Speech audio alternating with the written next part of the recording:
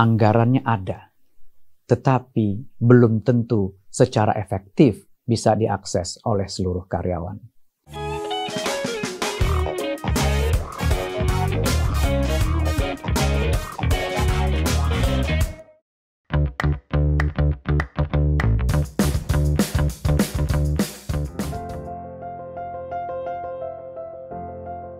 Learning partners.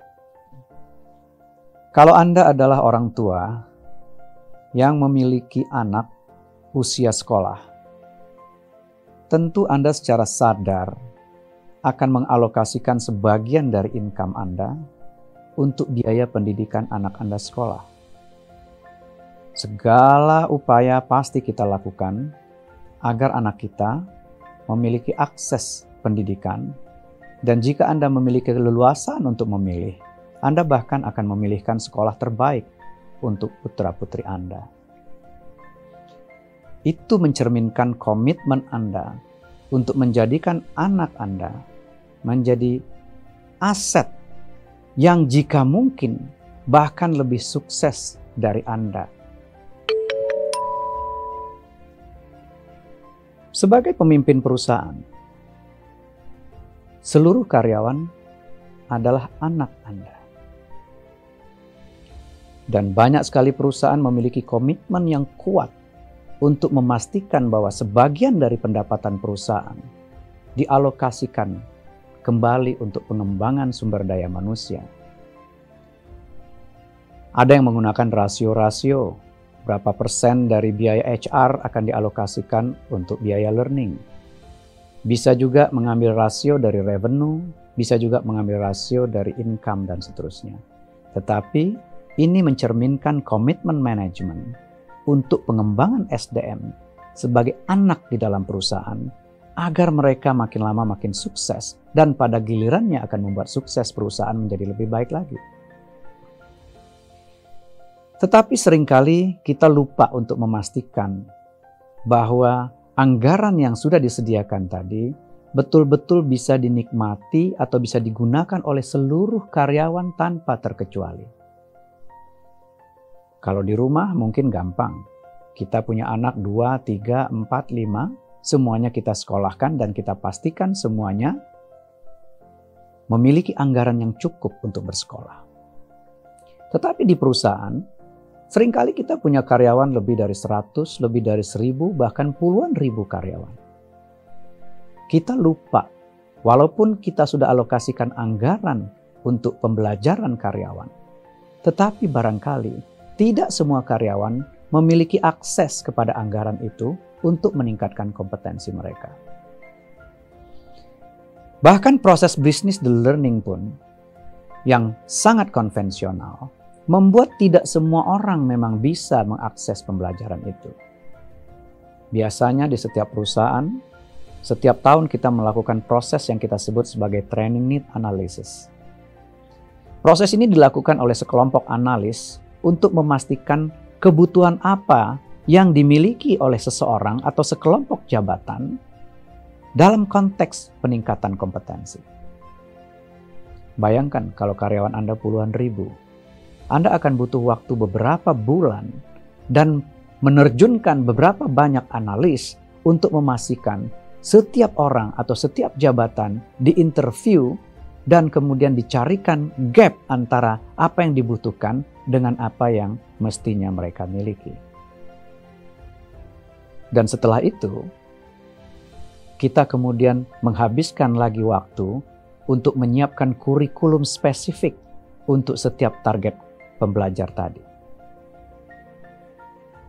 Dan kemudian kita menyiapkan schedule agar karyawan-karyawan yang masuk ke dalam target group tadi bisa diundang untuk melakukan proses pembelajaran, apakah itu di learning center, di corporate university, ataupun secara eksternal kita kirim keluar. Bayangkan proses untuk mengakses pembelajaran saja butuh berbulan-bulan dan melibatkan banyak sekali pihak. Orang yang menganalisa kebutuhan training, orang yang mengembangkan kurikulum, dan kemudian orang yang akan mendeliver kurikulum itu di kelas ataupun di ruang-ruang digital. Dan tetap belum tentu semua karyawan bisa kita undang untuk mengakses pembelajaran itu karena kita harus lakukan scheduling. Kalau semua orang dipanggil belajar, kemudian siapa yang bekerja? Siapa yang memastikan target-target tercapai dan seterusnya. Ini pula lah yang saya alami pada saat saya menjadi eksekutif di beberapa perusahaan. Sulit sekali untuk memaksa orang masuk ke tempat training atau proses pembelajaran hanya karena waktu yang dibutuhkan terlalu lama untuk melakukan kajian-kajian dan persiapan pembelajar. Dan pada waktunya kita mengundang orang untuk belajar, kadang-kadang bahkan bentrok dengan jadwal yang lebih penting, yakni urusan operasional atau pencapaian revenue perusahaan. Anggarannya ada, tetapi belum tentu secara efektif bisa diakses oleh seluruh karyawan.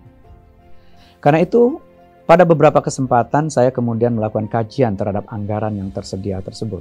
Misalnya pada waktu saya di perbankan, regulator menetapkan bahwa 5% anggaran harus disediakan untuk pengembangan kompetensi karyawan on top of total budget dari human capital atau manajemen SDM.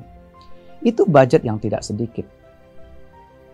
Ya, sebut saja di sebuah bank yang barangkali karyawannya 33.000 waktu itu, kami punya anggaran lebih dari 400 miliar untuk pembelajaran. Kalau karyawannya sekitar 25-27 ribu, itu lebih dari 300 miliar. Tetapi pada waktu saya lakukan kajian, kemana anggaran itu terserap, ternyata kalau kita memahami bahwa pembelajaran yang efektif itu adalah experiential learning, ya, itu yang paling efektif, bisa 70% efektivitinya. Kemudian yang kedua adalah social learning, mungkin sekitar 20%. Dan formal learning, itu hanya 10% efektif sebetulnya. Dan lebih dari 70% anggaran kita tadi justru lari yang ke 10% efektif tadi. Jadi kebanyakan anggaran pembelajaran larinya ke training, seminar, workshop, sekolah S2 dan seterusnya dan seterusnya. Padahal kita tahu ini adalah pembelajaran yang paling less efektif. Dan pada waktu kita bedah lagi anggaran tadi, ternyata lebih dari 70% anggaran yang larinya ke 10% efektif itu larinya ke transportasi, ke hotel, ke catering, ke plakat, ke honor, dan ke perjalanan dinas. Jadi sebetulnya anggaran yang lari ke content of learning itu tidak sampai 30% dari total budget yang kita spending. Dan bahkan budget itu tidak bisa mengakses seluruh karyawan kita pada saat yang sama. Jadi training akhirnya bergiliran. Tahun ini siapa yang diundang training, tahun depan mungkin orang yang berbeda lagi, tahun depan orang yang berbeda lagi. Kemudian saya mengajak anak-anak millennials untuk berpikir, apa yang bisa kita lakukan agar anggaran ini lebih cost efektif dan kemudian bisa mengakses seluruh karyawan kita pada saat yang sama? Jawabannya sederhana. Kenapa tidak disiapkan sebuah kebijakan di mana setiap orang memiliki akses ke anggaran belajar yang dia bisa gunakan untuk belajar apa saja, kapan saja, di mana saja, tanpa approval dari siapapun. Jadi bagaimana membuat karyawan bisa merdeka untuk belajar, termasuk memilih akses ke anggaran belajar. Kemudian lahirlah konsep yang kita sebut sebagai learning wallet. Setiap karyawan diberi anggaran, diberikan dompet untuk belajar.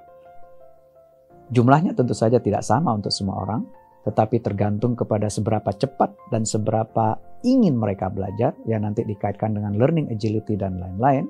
Tetapi pada dasarnya adalah semua karyawan sekarang memiliki anggaran belajar yang kita sebut sebagai learning wallet. Nah, ternyata learning wallet ini mendapat respons yang luar biasa dari karyawan.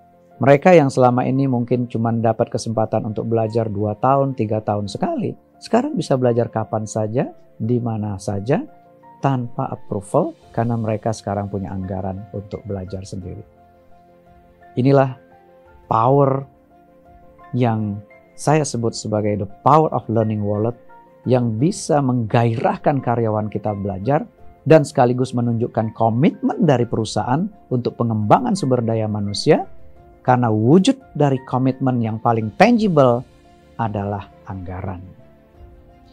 Mudah-mudahan konsep learning wallet ini bisa menginspirasi manajemen dan karyawan di luar sana untuk mulai memastikan bahwa kalau kita memang memiliki komitmen yang tinggi untuk pengembangan SDM, wujudkanlah komitmen itu sampai kepada anggaran yang paling tangible, yang paling bisa dirasakan oleh karyawan.